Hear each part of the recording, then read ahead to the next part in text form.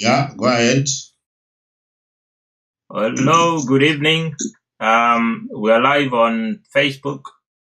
Shibange Tendai, how are you? Paul, Simon. Right, so we are discussing this book, Zimbabwe, My Home, My Frustration, Articles of Defiance by Elliot Pfebve. We've been looking at chapters 1 to 4 already. I missed chapter 4, but Elliot managed to look at chapter 4.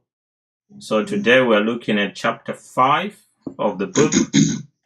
Elliot, do you want to quickly go through the first 4 chapters, maybe a little summary?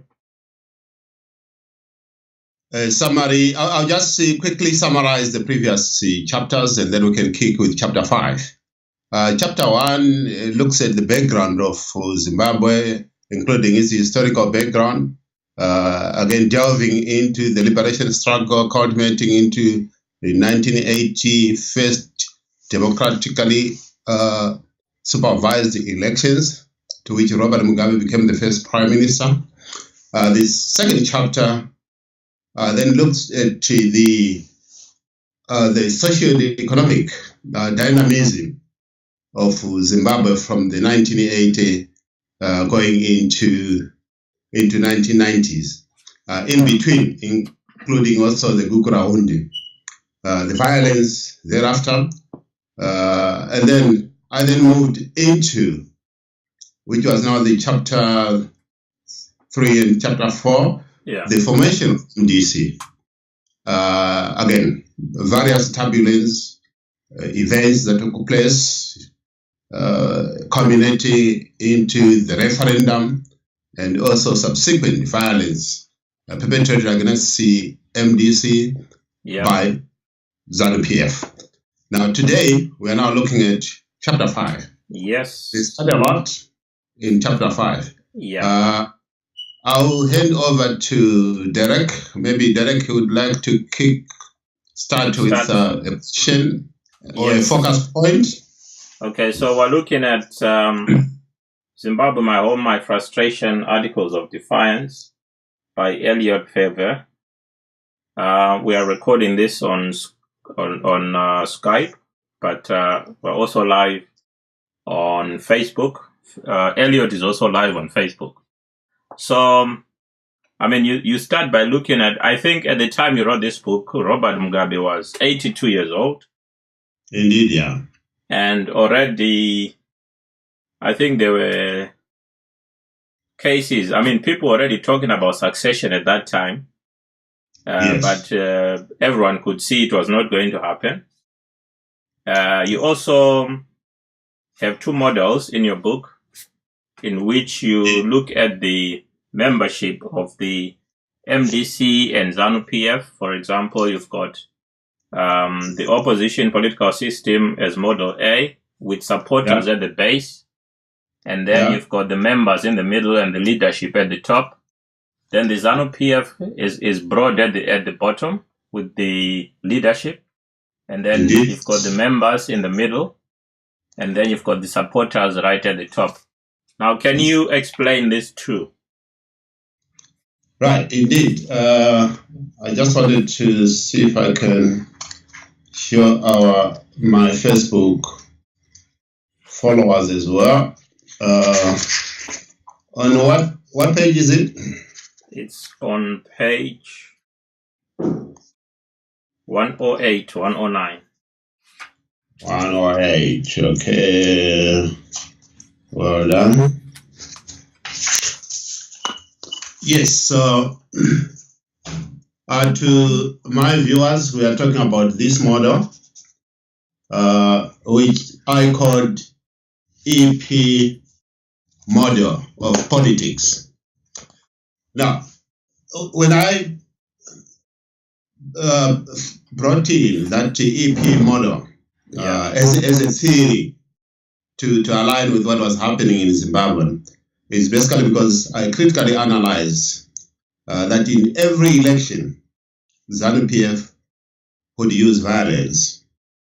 And out of that research, I also found that violence within ZANU-PF is not only systematic, but it's institutionalized.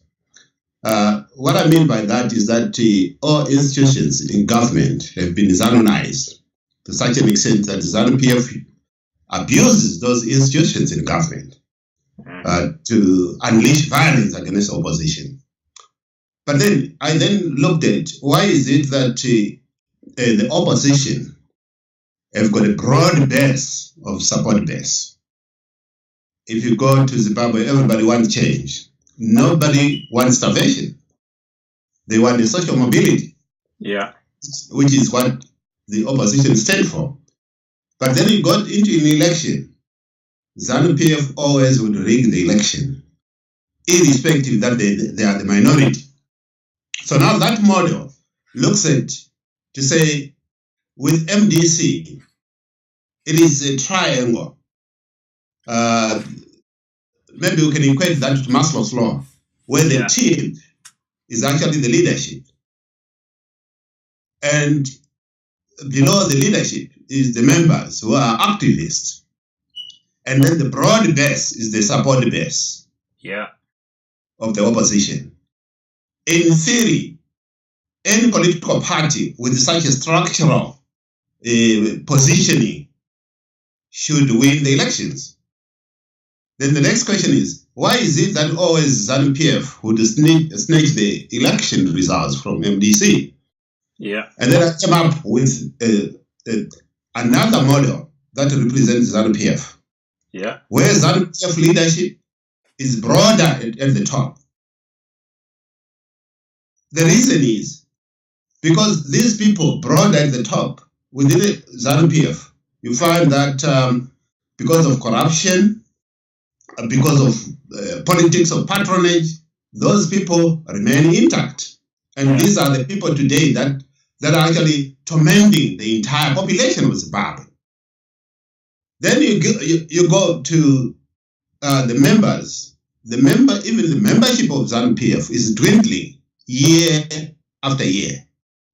And you come now it becomes a tip in terms of its support base. Yeah. But what normally happens every election is that broad spectrum of leadership unleashes violence against the broad spectrum of support base of the opposition. And stifle the political dynamics. And this is where we are. So I was trying to find a scientific answer to how can we approach the current situation, whereby ZANU-PF is always rigging the elections, is always unleashing violence, and the formula seems to be the same, and we seem not to be prepared for it. Yeah. So yes, that's why I had to bring in that theoretical framework, which I called the EP model of politics, Elliot Pfebve model of politics. Okay, thank you for that explanation. Readers, if you buy the book, you will see the diagrams or the graphs on page 108 of the book. Now, Elliot, you have a leaked letter from Mugabe in which he wrote while he was in New York. When was this written? That was in 2008. Okay, so I'm just going to read part of the letter, and it reads, "Greetings, dear comrades in arms. Greetings from me here in New York at the United Nations Assembly. I can't believe that I'm in the USA after all the battering they have been emphatically peddling around the world about me. Most of you will remember that they even have openly advocated for a regime change, like what they did to Saddam Hussein in Iraq. Had it not been that they went for Saddam Hussein first and got their fingers bent there, you and I probably could be history, and God is great, you know. What they thought could be a day's war, and they are still there, now 6 years after they declared a victory. Anyway, back to business.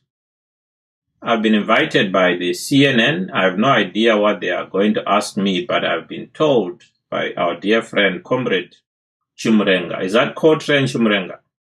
Yes. Okay. That's the Comrade Chimurenga from New York, Harlem. That the lady interviewing me is tough. I think her name is Amanpo, and is it my aging memory? If so, God forbid. I know they will talk about regime change disguised as GNU not working. Their cousins whom we chased from farms causing, I admit, here serious food shortages, but who cares? They might even ask when I will retire, as if we have ever asked the Americans similar questions. Next time any American leader comes to Zimbabwe, we must give him hair to Ruben Bar and grill him hair of regime change. I think it's fair, comrades. This sounds like that columnist, is it McCracker or something? Is it from there? No. This is my one, original. Okay. It's not that. Yeah, this was my original writing. Okay, it was you writing the letter as if you are him. Okay, I see. So it's it has got a hidden meaning. Yeah.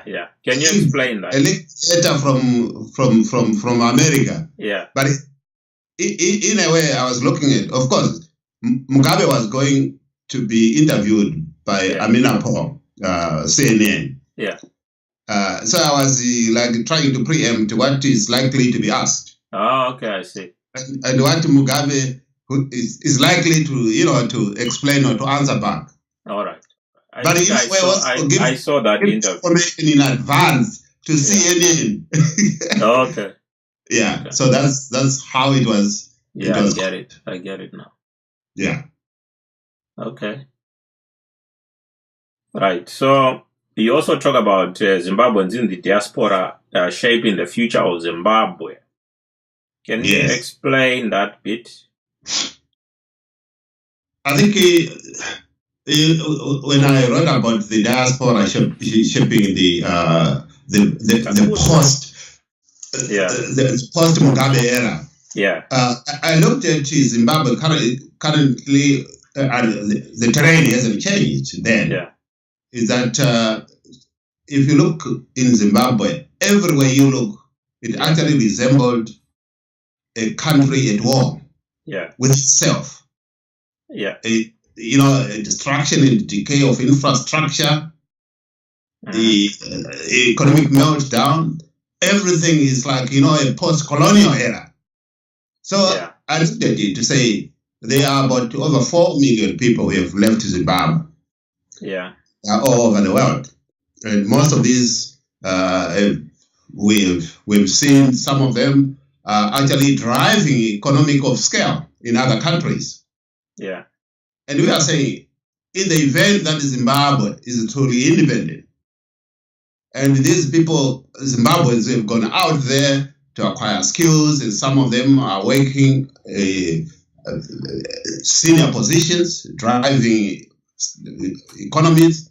If we can go back to Zimbabwe and combine our intellectual capital, and obviously, so I was looking at that to say, we'll make Zimbabwe great again, in the sense that, again, Zimbabwe is the most literate country in Africa.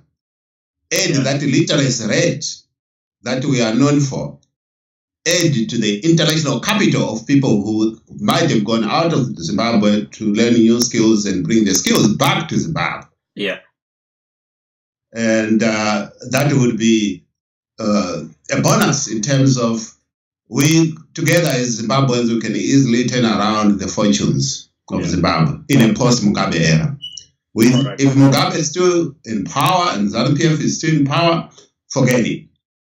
Right. I know you've been to Portugal to meet Mugabe. Can you describe what happened there? Yes. It was 2007. So Mugabe, there was the African Union and European Union summit in Portugal. So Mugabe and Gaddafi were also attending. Now, what we did, Zimbabweans, is that we communicated and we then come together to say, we need to demonstrate our dismay against the EU for inviting rogue elements like Robert Mugabe. Yeah. By then, Mugabe was already on targeted sanctions by the EU. So we went to Portugal. There were about 25 Zimbabweans.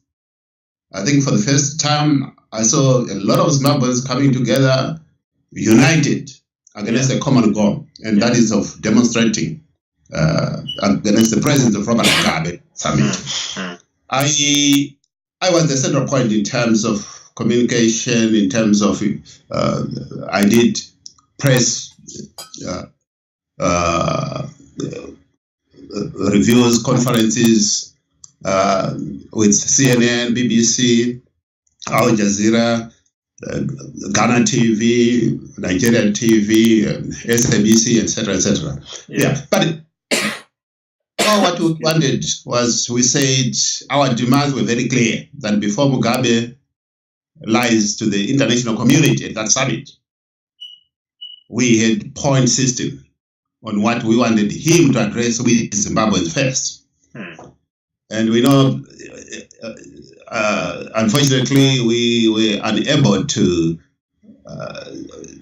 confront him because he was tipped that a group of Zimbabweans were likely to cause havoc. So obviously he was then smuggled by the back door into the summit. Okay. But we made our presence very felt, both to the organizers of the summit, to the international community, to the media, and there were also some role modeling, some plays. I think you probably have seen a few of the TV clips, and some of them are on YouTube. Okay. We had actually Mugabe's masks as well. Okay. Yeah, and it was quite dramatic. Can you take a comment from one of my viewers on Facebook? He says that there are 4 million in South Africa, there are about 4 million Zimbabweans. Yes. And the numbers are more alarming than previously thought. His question is, what is the incentive to return when there's an 80%, I think it's more, unemployment rate in Zimbabwe? Yeah. What is your comment to that? I think, first of all, we need to understand, to say, why do we have an 80% unemployment rate? Actually, 80% is an underestimation. The reason is basically because we don't have an accountable government, and our policies, we don't have favorable policies for investment. And as such, we are not an attractive destination for FDI, for foreign investors coming into Zimbabwe. And why is it that? Because Robert Mugabe and the ZANU-PF government, with its symbolic policies of indigenization, and also there is a discord in terms of which actually are the policies that the government is following. Sometimes we hear Kasukwere saying something, and then you've got Minister of Finance saying something, and at the end, investors are wary of such a risk economy, whereby the government itself has got discord. So yes, so we are saying, in the event that we have got an MDC government in Zimbabwe, we will be able to resuscitate the factories that were closed. We will be able to put in place favorable policies for investments. And also there will be security of tenure for the adhere to the rule of law, proper rights restored, which is not the case in Zimbabwe. And once we have got that, then we'll start to find an inflow of real investment in Zimbabwe. And that way we can create employment. And the people who have gone out of the country, we want the same people not necessarily to come as workers. Yeah. And of course, let the government then assist the people with the skills to open up businesses or to team up with foreign investors. Okay. That way we'll be able to take advantage of people with various skills who left the country. But there is no point in asking them to come back if we don't have any employment to offer them or any opportunities to offer I think there'll have to be something for them to look forward to. Indeed. Because not everyone is entrepreneurial and is going to start running around and making a living. People are already in paid employment. So definitely people want to go back if there's something for them. Indeed, yeah. Right. You share your birthday with the president. I didn't know that. Yes, I suppose you wrote a short. You wrote a short. It has been a very frustrating because Mugabe is the 25th of February, and on the 9th of February, which is about 2 weeks after. Then it's Mugabe's birthday, so not on the same day. Okay, but the same month. But it's the same month, and to me, it's like when I'm celebrating, it's like I'm celebrating, with the despot. Yeah. So it has been a very frustrating a sort of positioning whereby you are celebrating your birthday the same month with a despot who is causing misery, mass misery. Yeah. To you, your relatives, and to the entire population of Zimbabwe. So this is why I included it in that chapter 5. Yeah. To express my dismay. Right. So in the same month. So as usual, we're not going to discuss every detail in chapter 5. It's quite a long chapter, but we've just touched on a few areas which you've explained. It's always good to hear from the horse's mouth, from the person who's actually written the book. What can people, if you had to add anything to this chapter? Yeah. It's been more than 10 years since you wrote the book. Yeah. So what would you add? What would you add?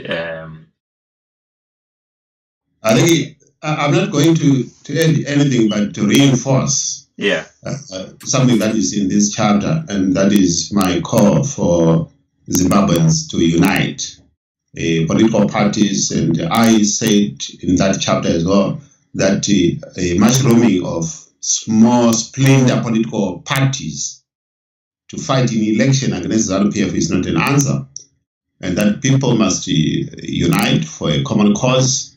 Political parties must come together in coalition and fight ZANU-PF and Robert Mugabe. Yeah. Only then, if we are united, can we bring about the true change. ZANU-PF is a resourceful animal, and I would like also to bring in current events, especially in terms of the introduction of bond notes. The introduction of bond notes has got a sinister motive, and as you will find out, that as we move towards 2018, it's the US dollars that they are taking from Zimbabweans that they will now be using to peddle violence, to hire even external violent organizations to be unleashed to the people of Zimbabwe. So, yes, I want Zimbabweans out there, they need to know that already there are signs that 2018 is going to be a very violent year. ZANU-PF in 2016, they endorsed the resumption of training militias, the Green Bombers. Why is it that? It's because they want to use them to unleash the Green Bombers or the militias in the rural areas. Yeah. To influence the direction of the free vote. So yes, I would bring that in that chapter, and I want to give that as a message to Zimbabweans out there to say we must be prepared for a very bloody encounter with ZANU-PF. And the ZANU-PF is not going to let it go easily. Yeah. And we have to fight. And if there's anybody out there with a delusion that ZANU-PF will give power in a silver platter, that will never happen.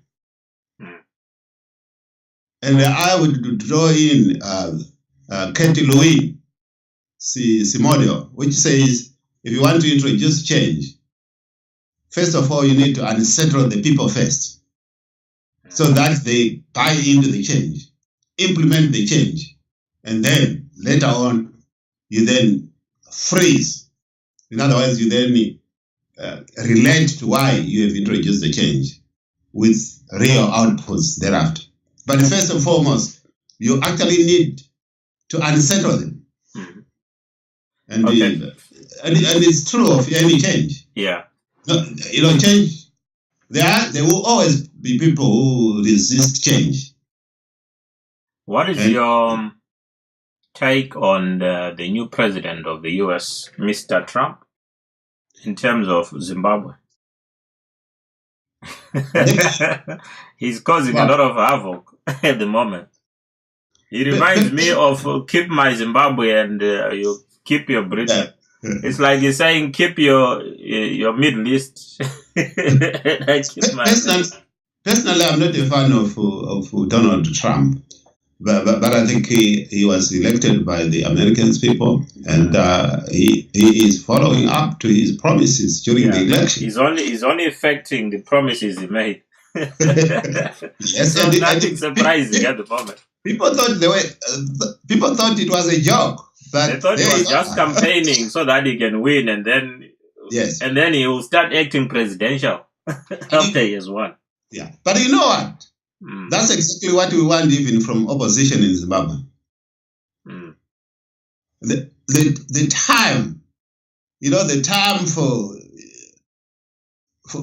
for humility in Zimbabwe is over.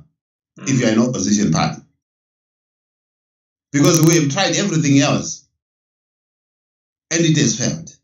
And what we need to do is to go outside the box. The Americans went outside the box. They took Donald Trump from Norway. Right? In what I'm talking about in terms of Zimbabwe is that our strategies, we need to bring in new strategies. New strategies that we did not implement in the past elections. Yeah. There's no point in using the same strategies expecting a different result. That's correct. Yeah. So we need to be, sometimes we need to be radical.